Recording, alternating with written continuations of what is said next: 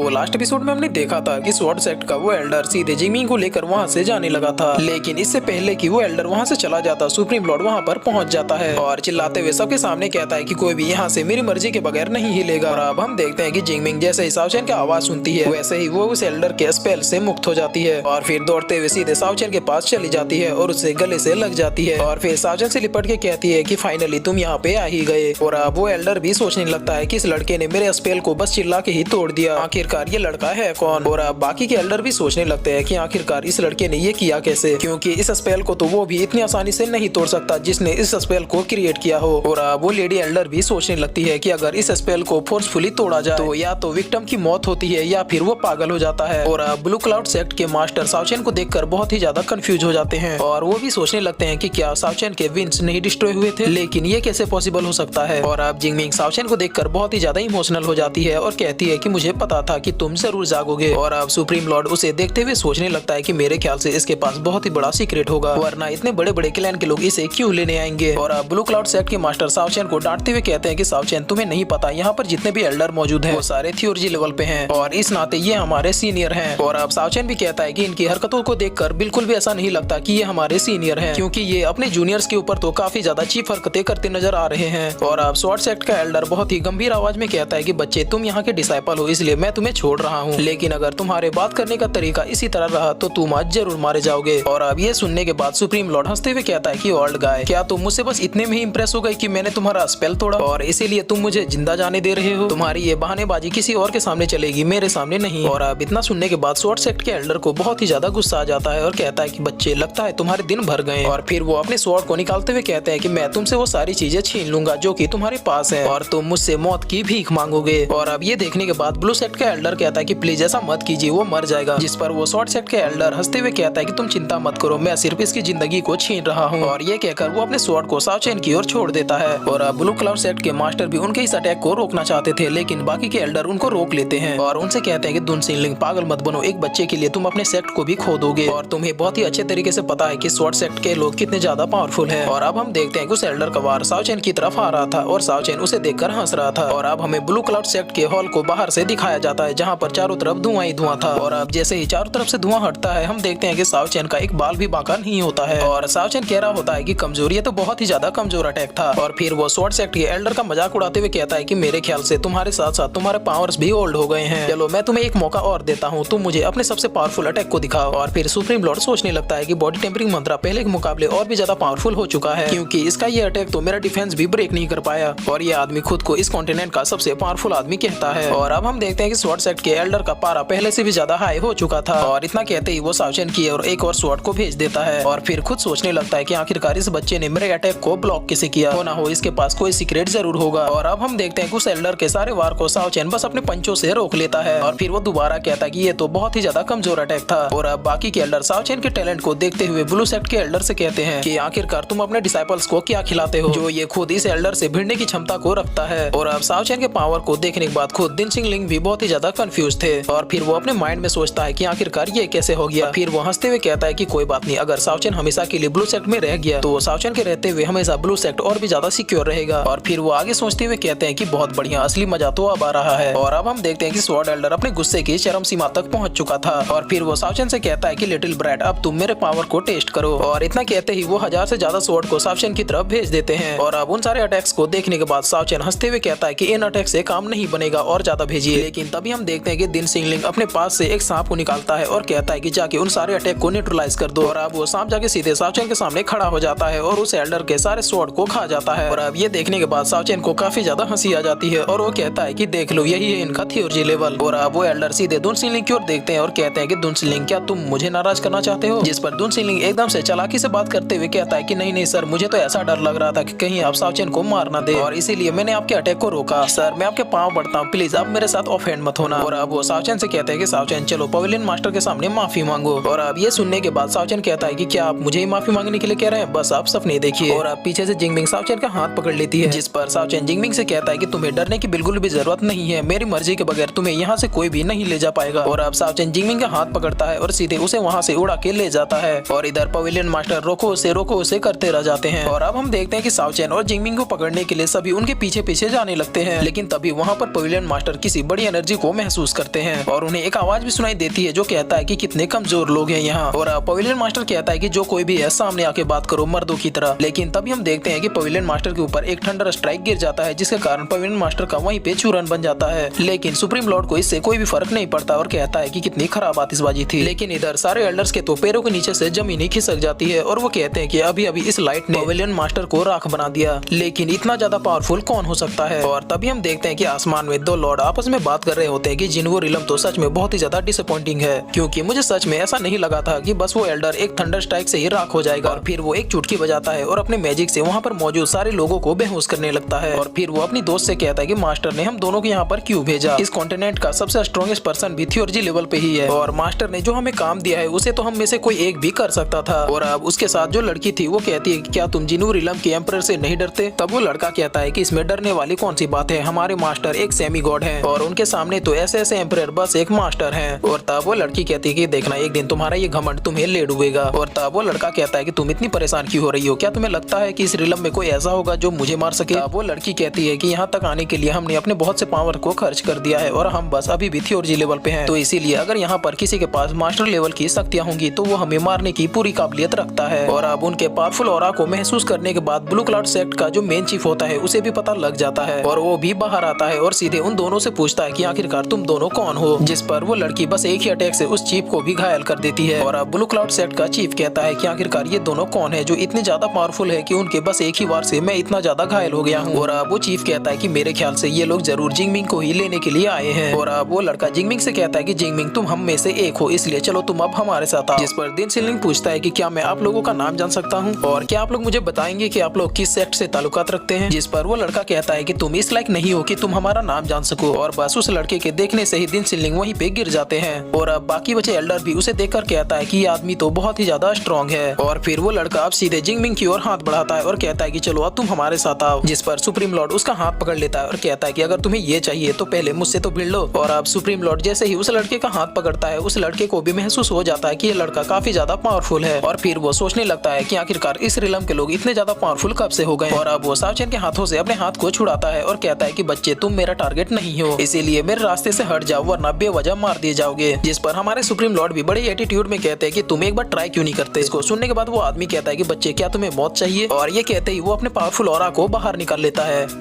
और फिर इसी के साथ ये एपिसोड यहीं पे खत्म होता है। तो गाइस जिन्होंने भी ये सीरीज मुझे रिकमेंड की थी उनके लिए 21 तोपों की सलामी तो बनती है, क्योंकि आज तक मैंने जितने भी स्टोरी को एक्सप्लेन किया है उनमें से अब ये मेरा फेवरेट बनने लगा है। और उम्मीद है कि आपको भी ये स्टोरी बहुत ही ज्यादा पसंद आ रही होगी।